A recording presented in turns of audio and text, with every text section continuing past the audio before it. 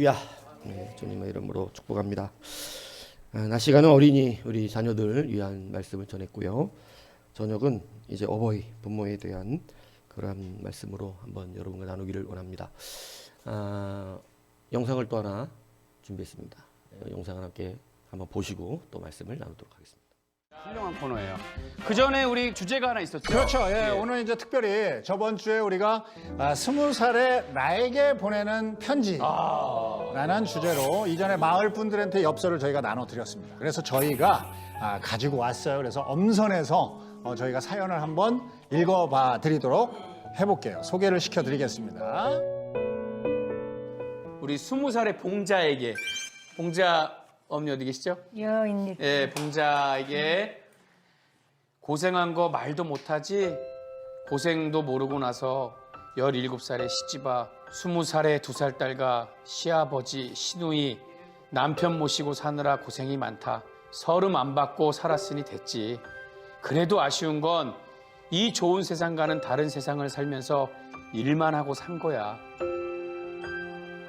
20대 젊은 나이에 바깥 구경 한 번도 못 해보고 산 게 너무 아쉬워. 재능을 키워 노래도 하고 연예인도 해보고 싶다.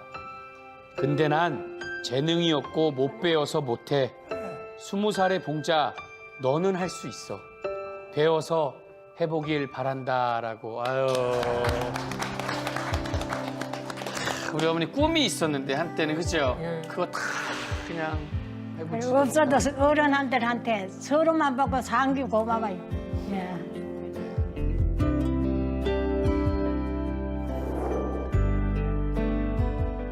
자, 순교는 어떤 분이시죠? 우리 순교 할머니.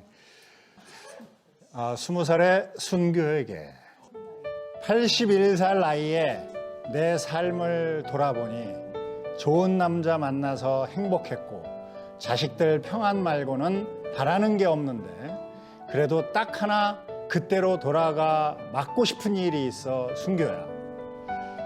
40살의 네 남편이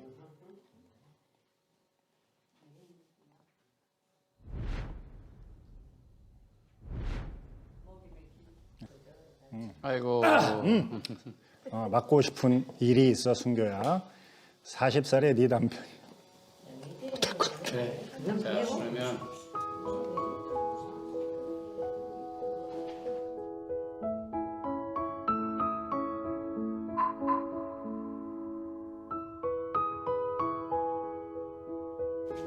그러면 못 있겠다.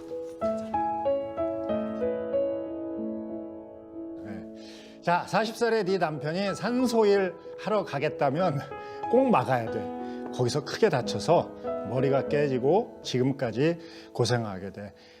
네가 고생하는 건 둘째치고 남편이 지금까지 아프니까 막을 수 있었으면 꼭 막았으면 좋겠어. 왜 이런 걸 줬어? 어머니는 그 시간으로 되돌리고 싶으신가 보다. 그렇지, 막게끔 했어. 안 아프시는 게 좋으니까. 그리고 다른 건 바라는 것도 없어요. 나만이가 이제는 아들, 딸들요 행복하게 저들 건강하게 잘 살면 그거 더 바랄 것도 없어. 나에게 보내는 이 편지를 보니까 대부분 어머니들이 과거에 다 이렇게 슬프게 사셨던 것 같아. 다 힘들고 옛날엔 다 그랬어. 다 이름도 모르고 낯선 남자한테 시집 와서 하고 싶은 말도 못 하고.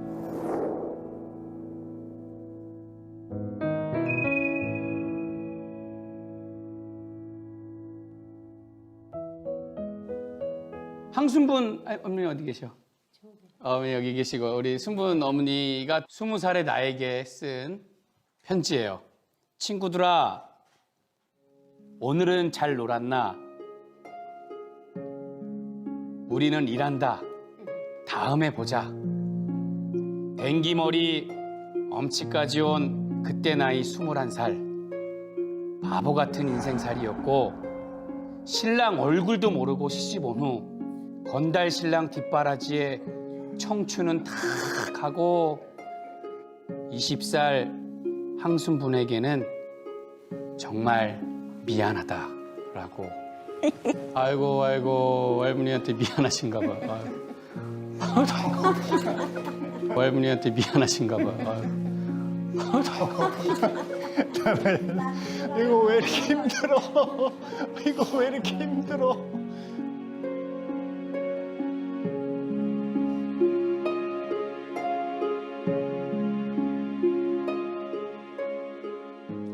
아까는 몰랐는데. 이거 2개씩 어떻게 읽어? 아니 할머니가 우시니까. 할머니가 우시니까. 이거 2개를 어떻게 읽어? 아니 할머니가 갑자기 우시니까. 얼마나 그냥 할머니가 20살에 당신한테 얼마나 미안했으면 미안하다고 우시니까. 아유, 너무 속상해. 어머니 그냥 너무 속상한 것 같아요. 그냥. 꽃다운 나이에 예뻤던 내 모습에 행복해야 되는데 계속 슬프고 미안하다고 하니까. 행복해. 행복해. 이렇게 연세 드셨는데 그게 뭐예요? 그때부터 행복했어야죠. 행복해요 지금. 그럴 때 그래 살아도 지금은 이제 남부럽지 않게 삽니다. 네, 어머니. 아유, 감사해요. 너무 감사해요. 울어가지고. 아니 너무 우지 말고 해요. 그러니까 예. 죄송합니다, 여러분.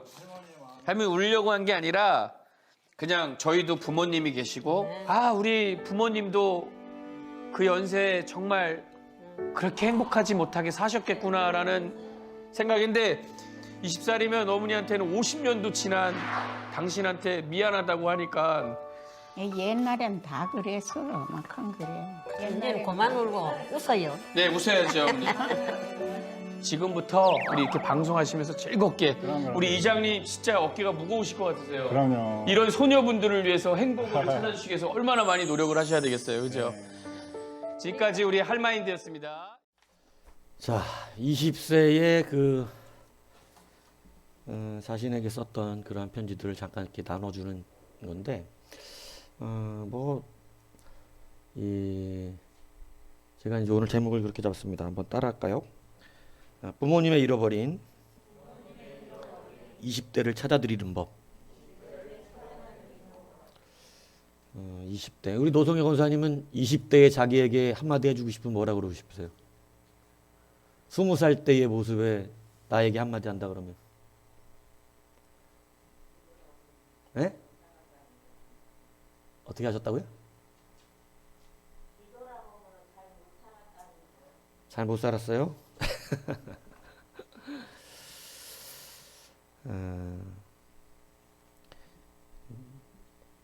참 많은 잔소리를 부모님들을 합니다. 부모님들은 잔소리가 많아요.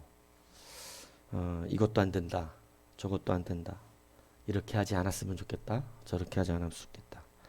너무 사랑해서 데려온 사람인데 죽어도 안 된답니다. 내가 사랑한다는데도 부모님이 뜯어 말려요. 내가 너무나 하고 싶었던 일인데 못하게 합니다.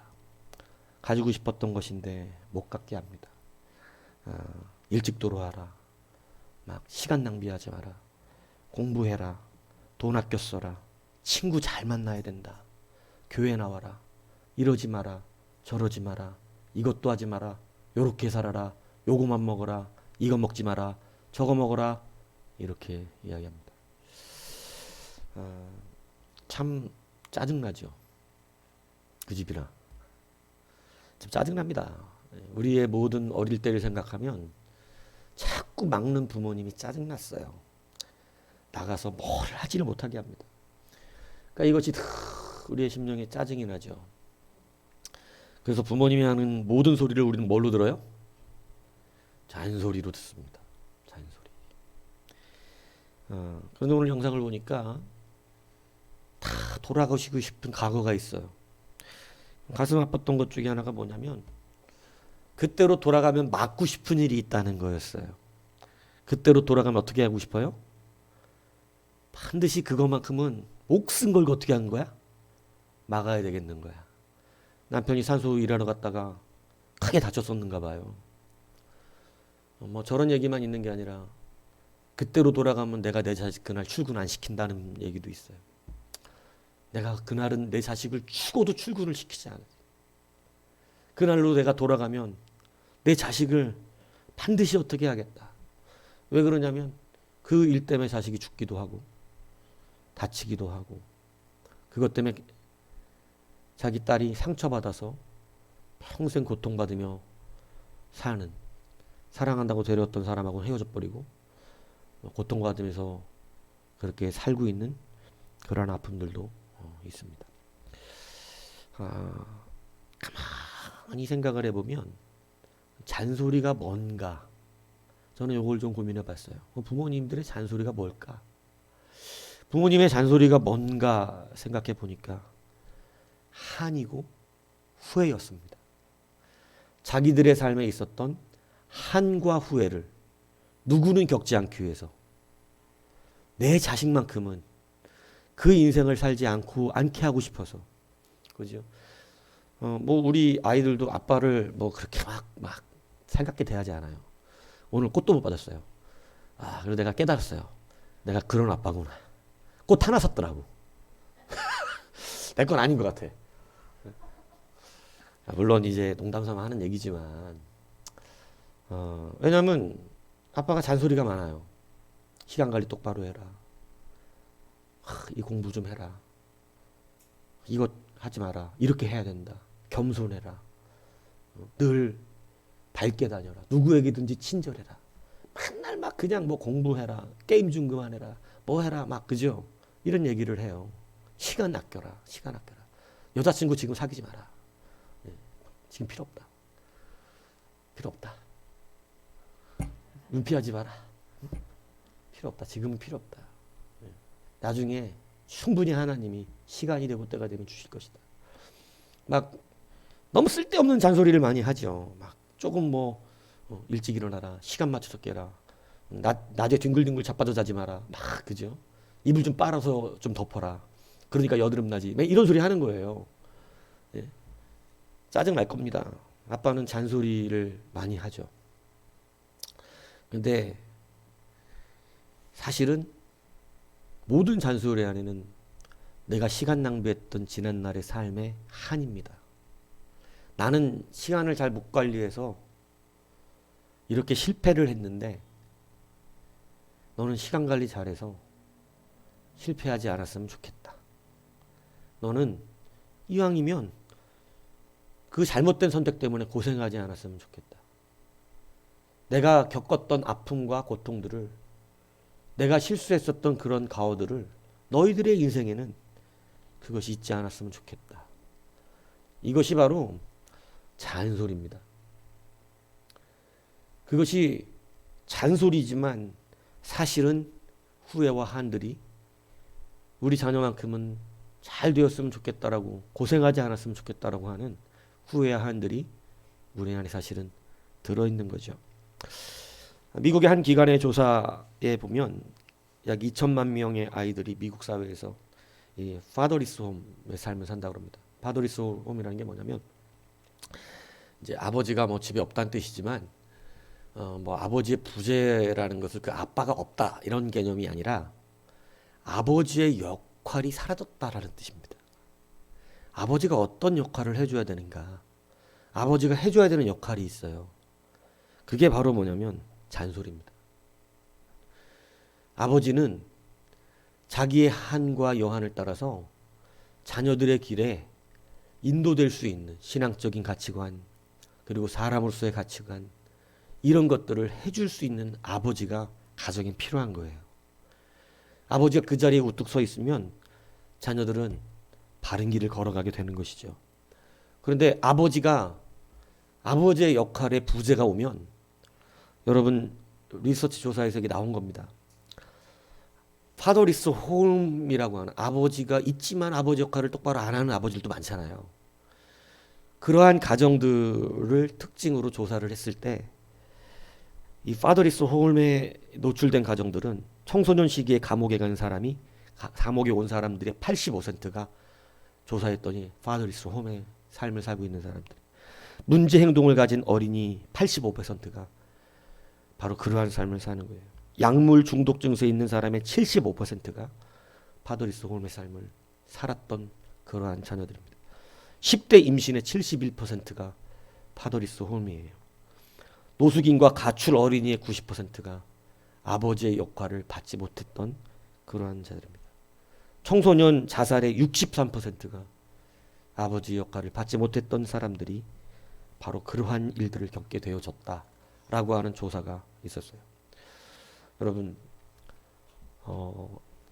아버지의 역할이 뭐냐면 바로 가르치는 역할입니다. 잘 가르치는 거예요. 다시 말하면 잔소리입니다. 그 잔소리가 뭐냐면 내가 살아왔던 삶의 실수와 반복의 패턴이에요. 아버지는 술, 담배를 해도요, 자녀들은 술, 담배를 안 했으면 좋겠다라고 하는 생각이 사실은 더 많습니다. 많은 일들을 할 때 아버지들은 이 자녀가 그런 고생의 길을 나처럼은 안 갔으면 좋겠다라는 생각을 합니다. 그런 경험 속에서 내가 너무 사랑해서 데려온 배우자지만 사실은 저 남자를 만나면 고생할 것이 뻔해 보이는 거예요, 부모들의 눈에는. 저런 스타일은 아까 어떤 할머니 그랬잖아요. 무슨 남편 만나서? 건달 남편 만나서. 건달 남편. 건달 남편 만나서 평생 뒷바라지 했던, 그래서 자기 20세에 자기에게 미안한 거예요. 20세에 자기. 여러분, 그토록 싫었던 잔소리가 사실은 아까 그 기관조에서 나왔던 파더리스 홀의 고통을 받게 하는 그러한 삶에서 그들을 지켜내는 역할을 했던 것입니다. 부모님들이 우리 가운데 하는 여러분 말을 보면 이제 막 배운 세대들은 무시하잖아요. 근데 여러분, 지식으로 채울 수 없는 게 있습니다. 영어 수학 잘한다고 넘지 못할 거 있어요. 여러분, 그거 못해도 충분히 인생을 압니다. 그거 못해도 사람 볼 줄 알아요. 그런 건 몰라도 인생 어떻게 살아야 행복하게 사는지는 알고 있습니다. 어떤 게 사람의 도리인지는 알아요. 그래서 부모님들은 우리 가운데 그러한 말씀들로 우리를 가르치시고 계시다는 것을 알아야 하는 것이죠. 여러분, 부모님들이 20대로 돌아가서 후회된 인생을 다시 바꿀 수는 절대 없습니다. 그 인생을 다시 되돌릴 수 없어요. 가끔 영화 보면 그죠? 막 젊을 때 20세 봉자, 그죠? 막 돌아가가지고 막 자기 하고 싶었던 가수 하고 막 이런 거 각 TV 영화에 나오잖아요. 그거 영화에 나와요. 실제는 그렇게 될 수가 없어요. 정말로 예전으로 돌아가면, 저도 그런 생각 가끔 하거든요. 내가 진짜 다시 청년 때로만 돌아갈 수 있다면 이 시간 낭비 안 할 것 같습니다. 예, 정말 잘 선택할 것 같아요. 내가 좋아하는 대로 안 살 것 같아요. 예, 내가 좋아하는 대로. 내가 좋아하는 대로 안 살고 내가 살아야 되는 대로 살 것 같아요. 여러분은 어떻습니까? 여러분 지금 이 나이에 다시 청년의 때로만 돌려줄 수 있다면 아마 여러분도 각오가 달라질 것 같은데 어떻습니까? 그렇지 않아요? 강 집사님 만약에 몇 살 때로만 돌아가면 각오가 달라지실 것 같아요. 20살? 20살로만 돌아가셨으면 좋겠어요? 그럼 뭐 하실 건데? 공부? 모델 아니고? 모델 아니에요? 모델로 가다가 잘못되신 거예요? 유상훈 집사님은 몇 살 때로 돌아가시고 싶으세요? 만약 갈 수 있다면. 30대. 그 정도만 돼도 바꿀 인생이 있으시죠? 그러니까 우리 다, 그죠? 그때로 가면 뭔가, 그때 이 선택을 안 하고, 이렇게 했으면 내가 좋았겠다. 아마 이런 생각들이 있을지도 모릅니다. 그죠? 이건국도 돌아가고 싶은 시간이 있을 수 있어요. 그래요? 왜요? 공부 안 했거든. 다시 그때로만 돌아가면 내가 진짜 한번 열심히 해볼 텐데 이런 생각이 들 수 있습니다. 이세종 막내지잖아요. 돌아가고 싶은 시간이 있어 없어요? 있어요. 그죠? 아직 20도 안 됐는데. 근데 그 할머니는 20대로만 돌아가도. 용빈도 그럴 것 같은데. 우리 솔미도 그럴 것 같고. 분명히 지금 다시 그 시간으로 돌아가면 내가 각오를 달리할 텐데. 지수는 다시 돌아가고 싶은 시간 있어요? 지금 그이가 너무 마음에 들어서 저는 지금이 좋사오니 이 꿈에서 깨지 말게 하옵소서. 그이가 너무 좋잖아요, 그지? 요즘 뭐 눈에서 꿀이 떨어지는데 뭐, 예, 그죠? 예. 그거 유지하려면 적당히 만나야 돼. 예. 여러분, 우리가 부모님들 우리가 돌아가고 싶은 시간으로 다시 돌아갈 수는 없습니다. 그런데 부모의 잔소리는 어떤 능력이 생기냐면 내가 살고 싶은 대로 살던 인생을 다시 생각하게 합니다. 이제는 살아야 되는 대로 살아야겠다. 여러분, 제가 우리 아이들에게 얘기할 때도 늘 그런 거거든요. 이 아이들이 내 자녀들만큼은, 우리 교회 자녀들만큼은 의미 없는 것에 시간 낭비하지 아니하고 잘 정도를 걸어가서 정말로 그 미래가 풍요로웠으면 좋겠다. 미래가 많은 일을 하고 많은 사람 도움 주고 정말 그 사람이 그 위치가 정말 무엇도 할 수 없는, 하고 싶지만 할 수 없는 그런 낭비가 없었으면 좋겠다. 제가 20대로 돌아가서 다시 공부를 한다면 아마 공부만 할 수 있을 때 공부만 했을 거예요. 근데 나이를 먹고 공부를 하려니까 목회도 하면서 공부도 해야 되겠더라고. 근데 그때는 목회 안 해도 되잖아요. 공부만 했으면 얼마나 편했겠어요. 여러분, 부모들의 잔소리는 사실은 내 잃어버린 20대에 여러분 그 한과 어려움을 사실은 가르치고 있는 것입니다. 그게 부모님들의 사실은 가르침이라고 하는 것이죠. 그래서 여러분, 우리가 다시 우리 자녀들은 부모님들의 말씀을 들을 때 지나간 세대, 내가 후회하고 있는 그러한 이런 것에 네 인생에는 그러한 아픔과 수고가 있지 않기를 바라기 때문에 우리에게 가르쳐주고 있는 그러한 지혜임을 우리는 생각해야 될 줄로 믿습니다. 그것이 여러분 우리로 부모님들의 잃어버린 그 부모님들은 다시 못해요. 그 자리로 못 돌아가요. 그런데 우리가 그 말씀을 듣고 그 말씀대로 살아내기 시작하면 부모님들의 잃어버렸던 20대를 우리가 충족시켜 주는 것입니다. 여러분, 내가 못했는데 그 일, 너는 그 일을 해냈으면 좋겠다. 이게 다 부모들의 마음이에요. 내가 못한 걸 네가 해내면 질투난다 이러는 부모는 없어요. 나는 이렇게 살지 못했고 나는 이렇게 실패했지만 너는 그런 실패 없이 내가 하고 싶었던, 내가 이루고 싶었던 그러한 꿈들을 너 인생에서는 니는 이루어내서 그 꿈을 이루고 살기를 바란다. 이것이 바로 부모들의 잔소리입니다. 그래서 사실은 잃어버린 부모님 세대들을 여러분 아까도 들었지만 여러분 그 나이 막 80 넘고 막 머리 주름 보세요. 그죠? 이제 아름다움이란 없어요. 남잔지 여잔지 구분도 안 가. 나이를 많이 들면요. 아세요? 남잔지 여잔지도 모른다고 나이를 더 많이 들면. 이분이 남자야 여자야 몰라요. 근데 그렇게 되어져 버리는 그러한 인생 속에서도 지금 누가 잘 되기를 소망하고 있나요? 자녀들입니다. 자녀들. 그게 부모님 세대들의 우리를 향한 마음들이에요. 그것이 잔소리로 나오는 거예요. 잔소리.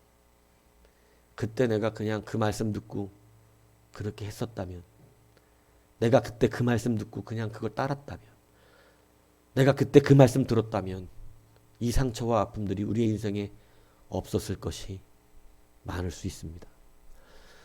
그래서 이제는 여러분 부모님들의 잔소리가 여러분 잃어버린 그 부모님들의 세대를 내 삶에서 이룰 수 있는 귀한 은혜가 있고 아직은 그러한 기회가 있음을 여러분 아시기 바랍니다. 정말 부모님들이 반대할 때는요 이유가 있는 거예요. 그렇게는 안 갔으면 좋겠다. 그러지 않았으면 좋겠다. 이거는 다 이유가 있어요. 그래서 여러분 지금 부모님들이 이제 우리 자녀들에게 말할 때 우리 자녀들은요 부모님이 이루지 못한 한과 아픔들을 치유해주고 여러분 그것을 이루어낼 수 있는 자녀들이 되길 바랍니다. 더 이상 그것으로 인해서 시간 낭비하고 고통받지 않았으면 좋겠어요. 제가 우리 아버지가 참 험하셨다고 얘기했었잖아요. 근데 여러분들에게 언제나 얘기했지만 집안이 너무 가난했어요. 하루 어머니가 일당 벌어와서 그걸로 먹고 살았어요. 뭐 기억이 잘 안 나는데 어릴 때 얼핏 하루 나가서 뭐 일해갖고 받아오는 돈이 뭐 만 얼마였던 적도 있었던 것 같고 뭐 2만 원, 뭐 3만 원 이제 날이 가면서 조금씩 올라가긴 했었겠지만 뭐 그 돈 받아다가 겨우 쌀 사 먹고 살았던 것 같아요. 아버지는 여하튼 뭐 돈을 벌어오시는 분은 아니었던 걸로 제가 기억이 나요. 돈을 집안에 벌어오는 분은 아니었습니다. 그러니까 제가 여러분 얘기했었잖아요. 제가 지금도 청바지를 안 입는 이유. 예. 어머니가 어디서 청바지를 얻어온 것 같아. 사온 것 같진 않고. 누가 뭐 입는데 긴 청바지, 아주 긴 청바지를 뭐 사왔는지 얻어왔는지 갖고 왔어요. 근데 이제 키가 작은데 너무 긴 청바지를 갖고 오니까 안에다 접어가지고 바느질을 해갖고 이 바느질도 이게 여러분 바늘로 한 겁니다. 그러니까 여러분 뭐 보기가 그렇죠. 근데 여러분 중학교 때, 고등학교 때 그 청바지 입고 이제 학교 다니는 거예요. 청바지만 입고 다니는 거예요. 왜냐 청바지를 왜 사줘요? 잘 안 찢어집니다. 아주 훌륭하죠. 왜? 청바지는 원래 광산에서 일하는 사람들을 위해서 만든 옷이거든요. 이렇게 막 흙에 쓸리고 돌에 쓸려도 안 찢어지도록. 요즘 청바지는 별로 안 질긴 것 같아요. 옛날 청바지는요. 훌륭합니다.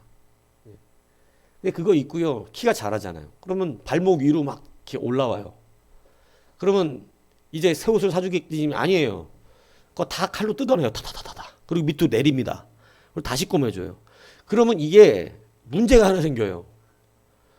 그 밑단이었던데 거기가 빨래를 하다 보니까 힘 쫙 빠져갖고 흰색이 돼요. 그러면 이게 내리면 바지 밑에 이렇게 하얗게 동그랗게 이렇게 흰 띠가 있습니다. 이거 좀 안 이쁜데 그냥 입어라. 입고 다녀라잉.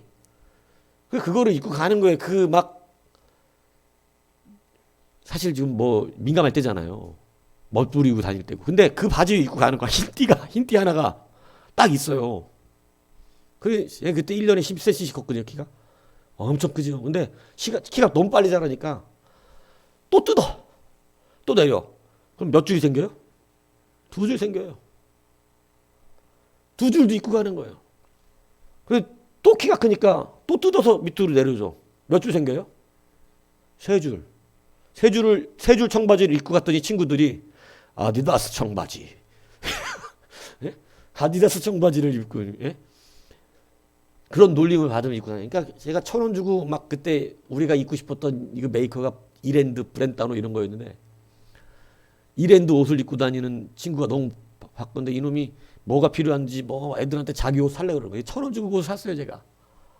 그래갖고 그거 하나 사갖고 그거 얼마나 좋던지 그거만 입고 다니는 거예요, 또. 가정이 뭐 어려우니까 그랬죠. 근데 아버지가 그렇게 저는 싫었는데 여러분 제가 말씀을 드렸듯이 어느 날 예전에는 서울대공원으로 소풍 갔어요. 서울대공원 소풍 갔는데 거기 그 수많은 학교가 오거든요. 수많은 학교가 와서 와요. 그리고 그 버스장에서 사람 하나 찾는 건 보통 어려운 일 아니죠. 그런데 봉고차를 타고 아버지 어머니가 소풍 온 아들을 찾아오셨어요. 봉고차가 아니라 트럭을 끌고 초록색 트럭 일하는 그 트럭을 끌고 와가지고 저를 찾는 거예요. 애들마다 물어보는 거예요. 이상무하냐고. 그 버스 정류장에서 만났어요. 정말 트럭을 끌고 가고 창피하게 진짜. 그래서 아버지가 그날따라 자신감 있게 야 빨리 타! 막 이러는 거예요. 그래갖고 타고 그 트럭으로 이제 안양 1번가를 나갔는데 모르겠어요. 어디서 일을 해갖고 드디어 월급을 받으셨던 것 같아요. 수표 50만 원짜리 한 장을 들고 계셨는데 그걸 가지고 바지를 사주시겠다고. 바지를. 그러니까 여러분 저는 지금도 그 생각을 하면 나중에 참 많이 회개했습니다만 아버지는 나쁜 아버지가 아니라 돈이 없던 아버지였던 거예요. 돈이 없던.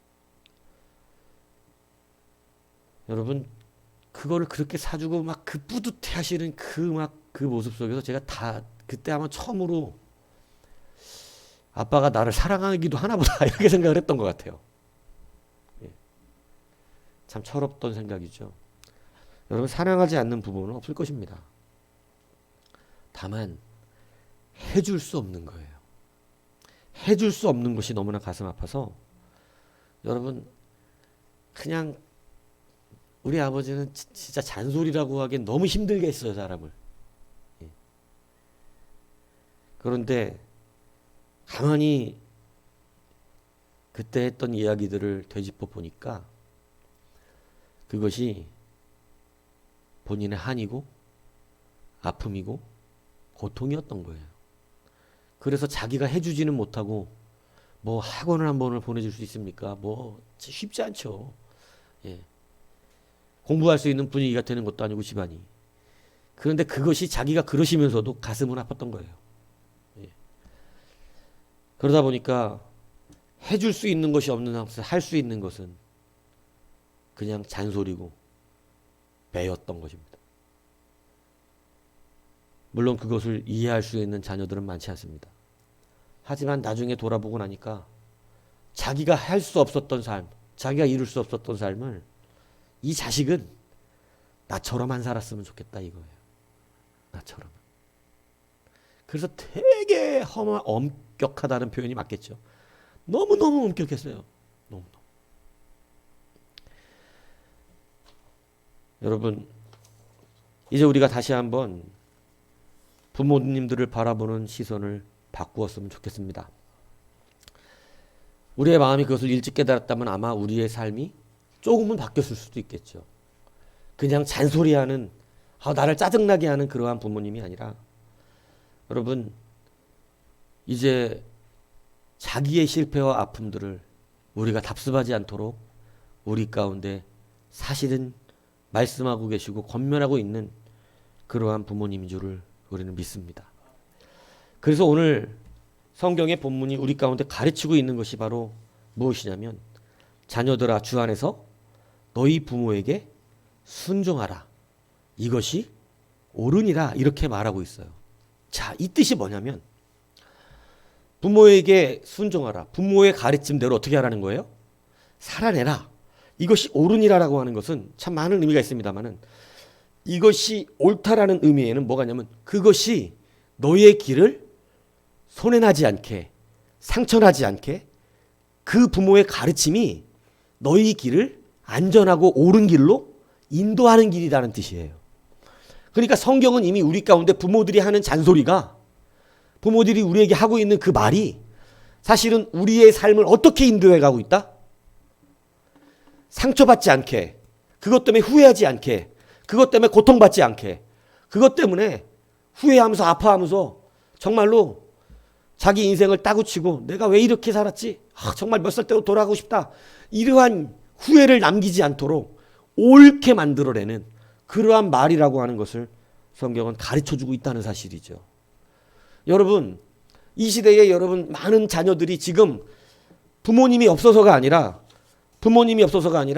여러분 스스로 파더리스 홈을 만들어내고 있어요. 자녀들이 부모님들의 소리, 오늘 여기 보면 이렇게 말씀하잖아요. 내 아버지와 어머니를 공경하라. 그러니까 뒤에 4절에 나오는 아비, 오늘 아침에 그 말했던 본문 아비는 아버지와 어미를 함께 말하고 있는 거예요. 아버지와 어머니를. 근데 이 부모님들의 잔소리를 이 시대가 순종하지 않습니다. 내가 더 알아요. 내가 더 많이 알고 있습니다. 엄마 아는 게 뭐예요? 엄마 알지도 못하면서. 여러분 알지 못하는 게 아니에요. 그 말이 우리의 상처를 줄여요. 우리의 시간 낭비를 막아줍니다. 성경이 이것을 증언하고 있는 거예요. 부모들의 말이 옳은 길로 인도한다. 얼마나 많이 우리 가운데 잔소리했어요. 너 그러지 마라. 너 그 친구 만나지 마라. 너 친구들 잘 사겨라. 너 지금 그럴 때가 아니다. 여러분 이것에 우리가 충실했다면요. 어쩌면 좀 많이 바뀌었을 수도 있습니다. 어쩌면 다른 인생을 지금 살 수도 있겠죠. 여러분 그래서 성경도 우리 가운데 부모에게 순종하는 것을 가르치고 있다는 이 사실을 다시 기억하시기 바랍니다. 여러분 그냥 걱정하지 않는 부모 없어요. 노성경 권사님이 가끔씩 이상과 미혹을 오지게 할 때가 있어요. 이 쌍놈의 새끼는 막 이러면서. 근데 여러분 그 마음을 제가 알기 때문에 한 말 안 해요. 진짜로 자식이 잘못되기를 바라는 부모가 어디 있겠어. 후회와 한이지. 후회와 한. 그 후회와 한이 뭘로 드러나는 것뿐이에요? 그게 욕인 거야. 쌍놈의 새끼라고. 후회한이 욕. 왜냐하면 우리 시대 부모님들이 성숙하지가 않아요, 사실은. 왜냐하면 어려운 시절을 겪고 그렇게 자랐어, 자기들도. 그래서 우리나라 말 욕처럼 무서운 욕이 없다잖아. 육실할 놈. 알죠, 뭔 뜻인지. 여소토막 낸다는 뜻이래. 나도 나중에 듣고 깜짝 놀랐어. 자기 자식 보고 이 여소토막 낼 놈이래. 얼마나 무서워요? 근데 우리 부모 세대들은 그런 욕을 했다고. 근데 여러분 그것이 진짜 그러기 원해서예요? 아니에요. 어떻게 표현할 방법은 몰라. 근데 표현이 제가 아버지한테 그렇게 두들겨 맞은 날 이 찬데서 공부한다고. 근데 그 술 드시고 와서 저를 이 8% 때렸는데 이렇게 막 하고 여기가 이렇게 부었는데 전 진짜 아버지가 너무 싫었어요. 근데 그렇게 붓고 학교에 퉁퉁 부은 눈으로 밤새 울었으니까 갔는데 제가 크고 나서 나중에 아버지가 저를 때리면서 했던 얘기가 가만 기억이 났어. 근데 여기에 뭐였냐면 때리면서 그러는 거예요. 야 이 새끼야 때리면서 찬 데서 공부하면 뼈가 상한단 말이야 이 자식아. 거기서 공부하면 뼈가 상해 이 새끼야. 나중에 얼마나 고생하는 줄 알아. 나중에 들어보니까 이게 뭔가 두 개가 안 맞아. 야 이렇게 뼈가 상한다고. 지금 그것 때문에 뼈가 상했어. 지금 그거 막느라고 뼈가 상했다고. 이렇게 부었다고 이 팔꿈치가 그때 당시. 뭔가 앞뒤는 안 맞는데 표현을 못하는 건데 그러면서 막 울면서 들으더라고. 막 울면서 이 새끼야. 야. 근데 가만히 보니까 왜냐하면 집안에 공부할 방이 없었어요. 근데 그 옆에 누군가가 지어놓은 벽돌에다가 한 겨울인데 불도 안 때는 데죠. 차죠 당연히. 근데 거기 있으니까 그 방에서 내가 공부를 해도 되냐고 물어보니까 그 지은 아저씨가 공부해라고 그래서 빈집이니까. 근데 겨울에 불 안 떼주니까 차디 차요.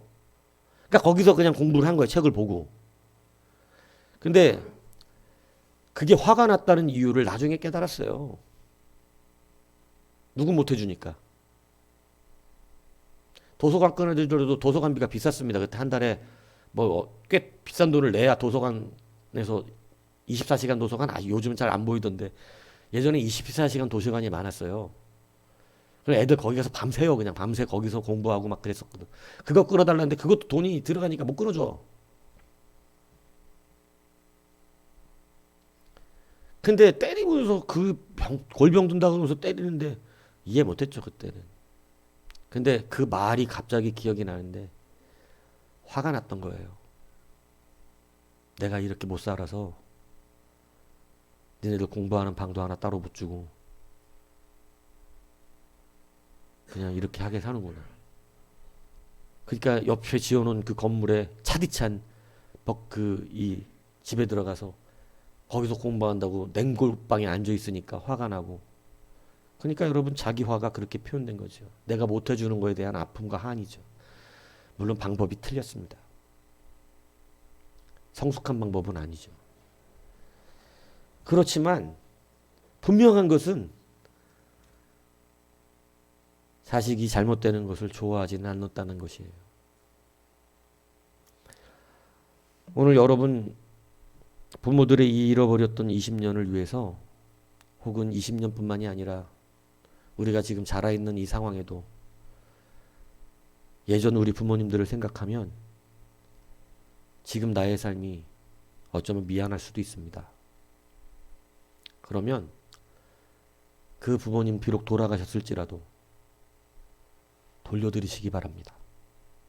돌려드리는 방법은 그 잔소리를 기억하십시오. 그리고 내가 고생스럽지 않게, 내가 상처받지 않게, 내가 아프지 않게 그렇게 살기 원했던 그 부모님의 바람처럼 이제 지금부터라도 시간과 삶과 생각과 마음을 재설정하십시오. 그렇게 살고 그렇게 하는 것을 기뻐하지 않으셨던 부모님들의 마음을 다시 내 삶에 적용해 보십시오. 그러면 비록 우리가 지금 나이가 좀 들었을지라도 이제 아마 앞으로의 인생은 부모님이 했던 잔소리, 한과 아픔들을 바꿔줄 수 있는 계기가 될 수도 있을 것입니다. 다시 그 부모님의 말씀들을 생각하고 순종해 보십시오. 그죠? 다 커서 머리 컸다고 함부로 말도 못하고 조심스럽게 한마디 할 때도 있잖아요. 그거 내 생각에 너 그거 그렇게 안 했으면 좋겠어. 그죠? 여러분 그거 해라 안 하라의 문제가 아니라 내가 고통받는 게 두려운 거예요. 우리는 그것만 갖고 얘기하지만 이것이 바로 오늘 성경은 우리 가운데 이렇게 가르치죠. 내 아버지 어머니를 공경하라. 이 공경이 앞에 말을 받습니다. 공경하는 건 뭐라는 거예요? 부모의 말에 순종하는 걸 말하는 거예요. 잘해준다라는 것, 뭐 많은 것을 힘들지 않게 한다는 것이 아니라 성경이 가르치는 부모에 대한 공경은 그 한에, 아픔의 한에 있는 한 때문에 바른 길을 걸어가게 하는, 그건 4절의 말씀이죠. 무엇으로 양육해 하는 거예요? 주의 교훈과 훈계죠. 하나님의 말씀대로 가르치는 그 옳은 길을 따라가는 것. 이것이 바로 자녀들이 부모에게 하는 공경이라는 것이죠. 그래서 그 공경이 뭐라고 가르치냐면 이것이 약속 있는 첫 계명이라고 가르친 거예요. 여러분 우리 첫 계명이 뭔데? 첫 계명이 뭐예요? 하나님이 대한 것이잖아요.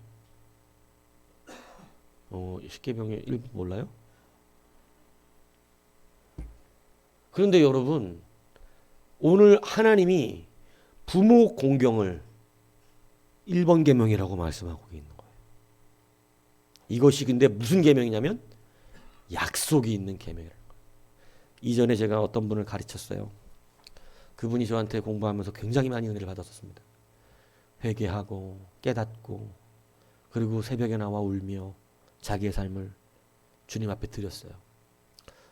제가 볼 때는 잘 되지 않을 이유가 없어. 잘 되지 않을 이유가. 그런데 너무 고통받고 있어요. 그래서 또 물어보더라고요 저한테. 왜냐하면 그분이 영적인 의지를 많이 하셨었는데 저는 왜 이렇게 잘 꼬일까요? 이렇게 잘 안 될까요? 하나님 앞에 정말 다 드리고 이러는데 저는 근데 그분 제가 봐도 외적으로나 막 보면 영적으로도 맑았고 그리고 막 외적인 삶도 괜찮았어요. 바랐어요. 근데 자꾸 인생이 힘들어. 왜 그런가 하고 이렇게 기도하는 가운데 그게 뭐였냐면 부모에 대한 관계였습니다. 자기가 부모를 공경하지 못했었어요. 그래서 제가 그게 마음에 와서 부모님과의 문제다. 부모님이 이미 돌아가셨는데 어떡하죠? 회개하시라고. 그리고 회개하고 그 부모님들이 나를 사랑했음을 기억하라고. 그리고 그 말씀을 다시 한번 생각해서 이제 회개하고 나서 하나님 앞에 부모를 공경하는 마음으로 이제는 그렇게 사시라고. 근데 여러분 이분 참 말을 잘 들었던 분이에요. 뭐고 그냥 내 말을 하나님 말처럼 생각했어요. 그러니까 그렇게 딱 듣더니 정말로 그걸 갖고 회개하시더라고. 근데 여러분 정말 그 삶의 변화가 물론 하루아침에 되질 않았어요. 한 2년쯤 지났나요? 모든 것이 회복되기 시작하는데요. 정말 감사가 넘치고 가정도 화목해지기 시작하고 여러분 모든 자기하고의 관계가 틀어졌던 사람들의 삶이 정상으로 돌아오고 막혔던 물질의 문이 열리기 시작하고 여러분 이런 놀라운 역사가 일어나기 시작한 것입니다. 여러분 우리가 때로 막히는 이유가 뭔지 아세요? 약속 있는 계명이라고 하는 것은 놓치면 안 돼요. 약속이라는 것을 우리는 그냥 읽으면 너무 좋잖아요. 이거 약속이 있네. 약속은요 되게 무섭기도 해요. 계약이라고 하는 것은요 이행하면 되게 좋은 건데 이행하지 않으면 안 좋은 것입니다. 부모를 공경하는 것은 하나님이 약속의 계명이라고 말씀하셨습니다. 오늘 우리가 하나님 앞에 다른 것이 다 정직한 것 같은데 뭔가 자꾸 문제가 있고 꼬인다. 그러면 점검해 봐야 되는 게 부모에 대한 마음입니다. 부모에 대한 마음이에요. 여러분 이것이 하나님의 말씀임을 여러분 기억하시기 바랍니다. 그래서 골로새 3장 20절에도 자녀들아 모든 일에 부모에게 순종하라. 이는 주 안에서 기쁘게 하는 것이니라. 하나님은 이것을 가르치고 있는 거예요. 여러분 우리의 삶을 한번 돌아보십시오. 나는 나의 부모님에게 어떻게 했는가. 이것이 지금 어쩌면 우리의 삶을 어렵게 만들고 있는 아픔일 수도 있습니다. 그것을 이제는 풀으셔야 합니다. 회개하고 다시 주님의 약속 있는 계명을 회복시켜야 합니다. 그래서 그 마음을 가지고 하나님 앞에 서시면 여러분 사실 꼬였던 게 풀리는 거예요. 사실은 이 부모님의 문제로 옛날 세대들은 너무나 많이 꼬여있는 분들 많아요. 좋은 부모님들 밑에서 자란 분들도 계시지만 참 그 부모가 아픈 거야. 그래서 꼬인 분들도 있는데 여러분 그런 분들은요. 이제 자기 스스로 회개하셔야 되는 거예요. 그러면 하나님의 여러분 약속 있는 계명이 실효가 이루어지기 시작하는 것입니다. 여러분 이 약속 있는 계명 몇 가지 있잖아요. 그죠? 이 약속 있는 계명들을 붙드셔야 한다는 것입니다. 그래서 주의 약속을 받는 은혜는요. 이 부모 공경에서 온다는 사실을 기억하셔야 돼요. 오늘 성경은 분명히 부모를 공경하는 자가 어떤 일을 받는다 그러냐면 여러분 이는 네가 잘되고 땅에서 장수한다는 거예요. 하나님이 영적인 부자가 된다고 말씀하신 것이 아닙니다. 그가 이 땅에서 잘되는 역사가 부모 공경에 있다는 거예요. 여러분 두 가지를 말씀하는 하나님 아버지를 잘 섬기면 영적 부유와 풍요와 모든 일에 하나님의 능력과 은혜가 임하고 여러분 육적인 부모를 잘하면 이 땅의 육적인 삶의 풍요가 더불어 일어나게 되는 거예요. 하나님은 그 약속을 육적인 부모와의 관계에서 찾고 계시다고 말씀하셨어요. 네가 나한테 아무리 잘해도 하나님께 드림이 되었으면 고르반 아시죠? 네 부모에게 하나님께 잘했으니 내가 부모에게는 좀 소홀해도 된다. 이렇게 말하는 자에게 그렇지 않다는 것이죠. 그래서 여러분 영적인 두 가지의 비밀을 말씀하신 겁니다. 하나님 아버지와의 관계는요. 영적인 풍요를 주시고요. 지상 부모와의 관계는요. 육적인 풍요를 주는 그러한 실마리입니다. 여러분이 잘 되기를 원하면요. 다시 여러분 부모님과의 관계가 회복되어야 되는 것이에요. 이것이 여러분의 삶에 약속 있는 그러한 계명이라고 하는 것을 여러분 믿으시기 바랍니다. 사냥에 나갔다 아버지가 쏜던 엽총이 잘못 오발사고가 나서 옆에서 터지는 바람에 옆에 서 있던 자기 아들의 두 눈이 시력을 잃어버리는 그러한 한 청년이 있었습니다. 25살에 이러한 사고 때문에 두 눈이 다 멀어버려요. 여러분 갑자기 젊고 건강했던 청년이 두 눈의 시력을 잃어버리면 낭망하는 것이 보통 정말 아마 인생 포기하고 싶었을 거예요. 이 청년도 그랬습니다. 죽고 싶었어요. 더 이상 살기가 싫어요. 왜냐하면 눈이 아예 안 보이니까. 그래서 자살을 시도하려고 마음 먹었는데 한 가지가 걸리는 게 뭐냐면 내 자식을 내가 이렇게 만들었다는 그러한 죄책감에 아버지가 너무나 고통을 받는 것입니다. 왜냐하면 이 엽총이 뒤에서 이렇게 공이가 뒤를 때릴 때 이게 화약이 터지면서 앞에 있는 총알이 날아가야 되는데 이게 탄두가 너무 꽉 붙어 있어가지고 터졌는데 탄두가 앞으로 안 빠져나가면 약한 데가 터져요. 이 납이잖아. 그 굴이 거기 약한 데가 터지면서 거기 화약이 터져 나오면서 불이 크게 나거든요. 네, 여러분 잘 모르니까 총에 대해서 말씀드리는 겁니다. 원래 탄두가 나가야 되는데 그게 터지면서 탄두가 너무 꽉 붙어 있어갖고 아니면 찌그러져 있거나 이래갖고 탄두가 안 나가면 약한 데가 터진다고. 약한 데가 터지는데 엽총 옆에서 약한 데가 터지면서 눈에 그게 온 거였어요. 그러니까 두 눈이 실명된 거죠. 근데 아버지가 자기 때문에 아들이 그렇게 됐잖아요. 아버지가 거의 폐인화됩니다. 그 죄책감에 고통을 받아요. 그러니까 여러분 자기는 죽고 싶은데 누구 때문에 죽어요? 아버지가 너무 고통스러워하니까 이게 도저히 괴로운 척을 하면 안 되겠는 거예요. 그래서 자기 아버지를 생각하는 마음에 이 청년이 아무렇지 않은 척하고 삽니다. 그리고 아버지가 건강을 회복하면 자기가 외국에 어디 나간다고 그러고 외국 가서 죽어를 버려야겠다고 생각을 하고 살아요. 자기는 왜냐면 도저히 자기 두 눈 아무것도 못한다고 생각한 거예요. 너무 실망스럽죠. 근데 아버지가 너무 괴로워하니까 아버지 사랑하는 마음 때문에 아버지 앞에서 늘 밝게 웃고 아유 아버지 뭐 눈 그거 갖고 뭘 그러세요. 저 아무렇지도 않아요.